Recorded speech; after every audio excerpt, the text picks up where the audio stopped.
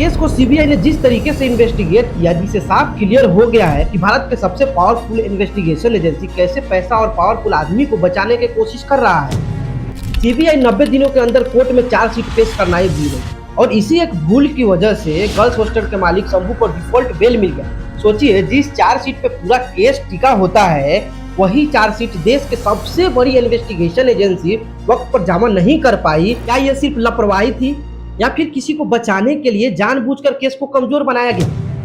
एक नाबालिग लड़की को रेप, मर्डर जैसे सेंसिटिव केस में भी सीबीआई पॉक्सो एक्ट लगाना भूल जाती है, मोबाइल कॉल रिकॉर्ड चेक नहीं करती है, सीमेन सैंपल को मैचिंग नहीं कराती है, एम्स से रिपोर्ट लाना भूल जाती है। और सबसे शॉकिंग बात, जिस मनीष रंजन को अरेस्ट किया गया था उसे प्रॉपरली पूछताछ भी नहीं होता है। क्या किसी सीरियस इन्वेस्टिगेशन में इतनी सारी गलतियां एक साथ हो सकती है? कोर्ट बार बार सवाल पूछती रही और सीबीआई का जवाब हर बार का था अभी पता नहीं है। तो फिर महीनों तक इन्वेस्टिगेशन के नाम पे क्या हो रहा? क्या एजेंसी सिर्फ वक्त निकाल रही थी जिससे पब्लिक का गुस्सा धीरे धीरे ठंडा हो जाए? पहले दिनों से लेकर 3 मंथ तक इन्वेस्टिगेशन में इतनी बड़ी चूक हुई है कि अब पटना के सियासी गलियारों की बातें भी सच लगने लगी है। इस केस के पीछे किसी पावरफुल और पॉलिटिकल कनेक्शन वाले लोगों का नाम छुपा हुआ है। सवाल ये है कि अगर मनीष रंजन असली आरोपी नहीं था तो फिर असली आरोपी कौन है?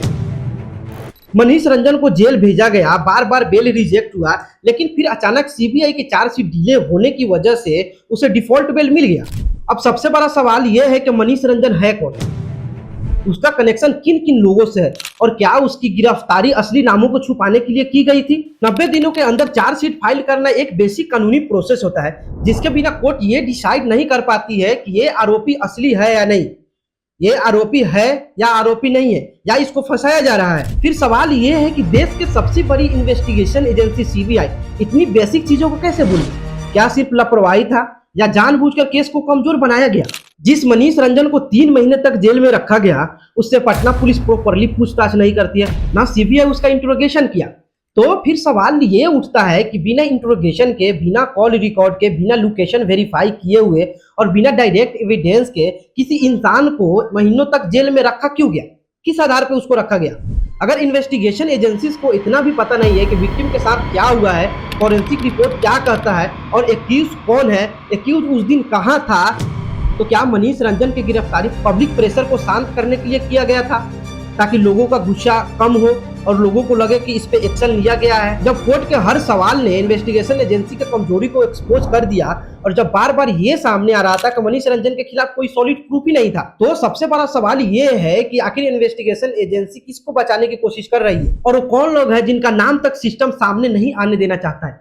अब सवाल ये है कि पुलिस से लेकर सीबीआई तक इतनी लापरवाही क्यों कर रही है? अपनी नौकरी प्यारी नहीं है? अपनी नौकरी ये लोग क्यों दांव पे लगा रहे हैं? क्यों बार बार इस केस में लापरवाही किया जा रहा है? हर मोड़ पे गलती किया जा रहा है? या फिर कोई पावरफुल इंसान ने इंस्ट्रक्शन दे रहा है कि कुछ भी हो जाए, नाम का पता नहीं चलना चाहिए? इसी इंस्ट्रक्शन से पुलिस और सीबीआई दोनों काम कर रही है। अब सवाल ये है कि ये कौन है जो इतना पावरफुल है, जो पटना पुलिस से लेकर सीबीआई तक 5 अलग अलग टीमों ने इस केस को इन्वेस्टिगेट किया, बट अभी तक इसका सच सामने नहीं आया है, कोई सच दिखाने का हिम्मत नहीं कर रहा है।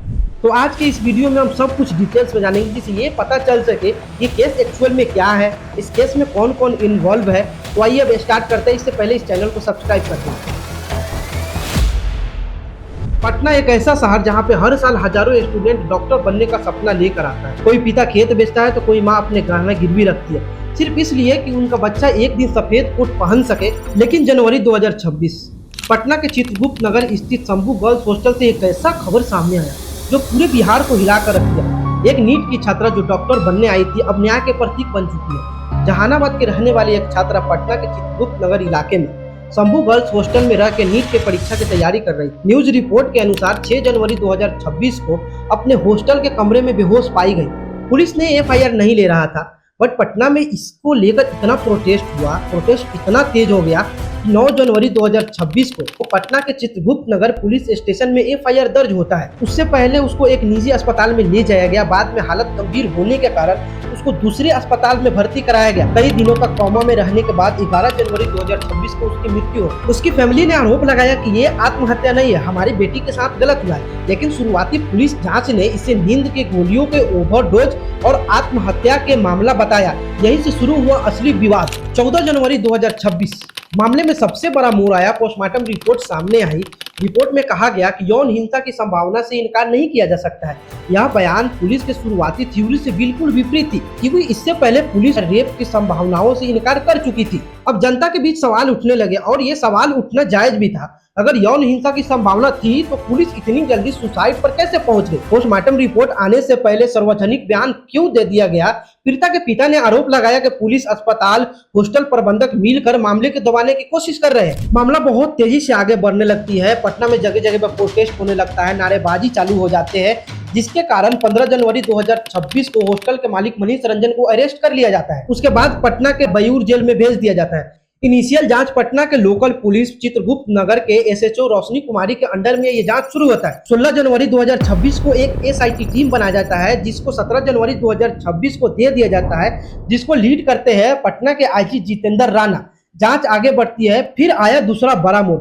फोरेंसिक साइंस लेबोरेटरी यानी एफएसएल की जांच में 25 जनवरी 2026 को पीड़िता के कपड़े पे एक्यूज का स्पर्म का सैंपल मिलने की बात सामने आती है। रिपब्लिक वर्ल्ड के रिपोर्ट के अनुसार पीड़िता के अंडरगारमेंट में मेल का स्पर्म पाया गया। पोस्टमार्टम रिपोर्ट और एफएसएल रिपोर्ट दोनों यौन हिंसा की ओर संकेत कर रही थी। पीएमसीएच में हुए पोस्टमार्टम के दौरान डॉक्टर ने शरीर पर कुछ ऐसा घाव बताया जो यौन हिंसा के संभावना को दिखा रही थी। इसके बाद डीएनए प्रोफाइलिंग शुरू होती है। एसआईटी और एफएसएल टीम ने परिवार के सदस्य और संदिग्धों सहित 12 से अधिक और मनीष रंजन के डीएनए सैंपल लिया गया।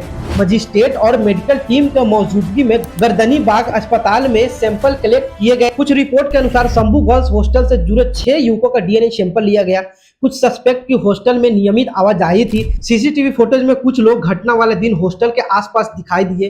कॉल डिटेल रिकॉर्ड और लोकेशन एनालिसिस ने उसके मौजूदगी दिखाई। एक रिपोर्ट के अनुसार एक युवक बिना एंट्री किए हॉस्टल में गया था। एक अन्य सस्पेक्ट हॉस्टल स्टाफ के करीबी बताया गया। एक सस्पेक्ट का मोबाइल लोकेशन घटना स्थल पर मिला।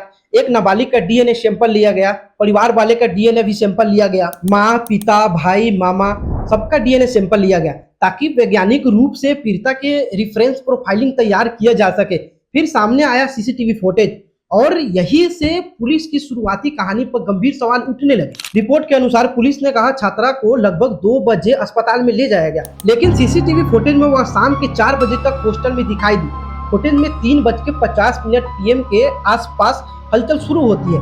3:58 पीएम पर दरवाजा खुला। 4:01 पीएम पर छात्रा को बाहर ले जाया गया। इसे पुलिस के टाइमलाइन पर सवाल खड़े होने लगे।